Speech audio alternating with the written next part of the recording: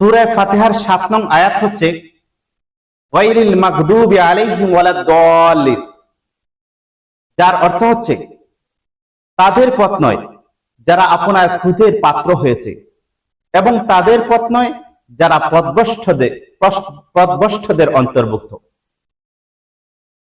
আলোচ্য আয়াতের সংক্ষিপ্ত তাফসীর হলো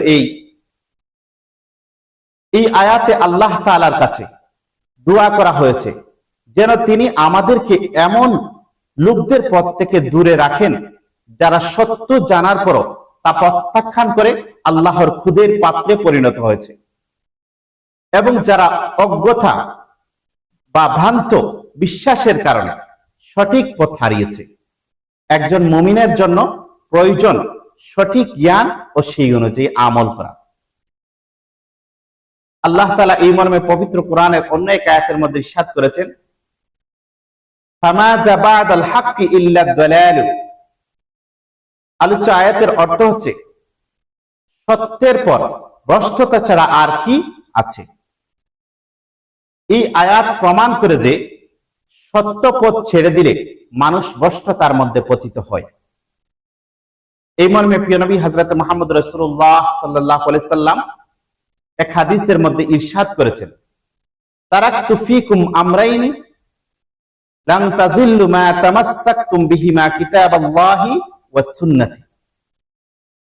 আলোচ্য হাদিসের অর্থ হচ্ছে আমি তোমাদের মাঝে দুটি জিনিস রেখে যাচ্ছি, যতদিন তোমরা তা দৃঢ়ভাবে ধারণ করবে কখনো পথভ্রষ্ট হবে না, আল্লাহর কিতাব ও আমার সুন্নাহ। আলোচ্য আয়াত আলোকে আমাদের জন্য অনেকগুলি শিক্ষা এবং করণীয় রয়েছে। তন্মধ্যে থেকে উল্লেখযোগ্য কিছু শিক্ষা এবং করণীয় হচ্ছে এই, আর তা হলো এক, কোরআন ও সুন্নাহকে দৃঢ়ভাবে আঁকড়ে ধরা, কোরআন ও সুন্নাহকে দৃঢ়ভাবে আঁকড়ে ধরা। দুই, সঠিক দ্বীনি জ্ঞান অর্জন করা। তিন, জ্ঞান অনুযায়ী আমল করা। চার, অহংকার, অবাধ্যতা ও বিদআত থেকে বেঁচে থাকা।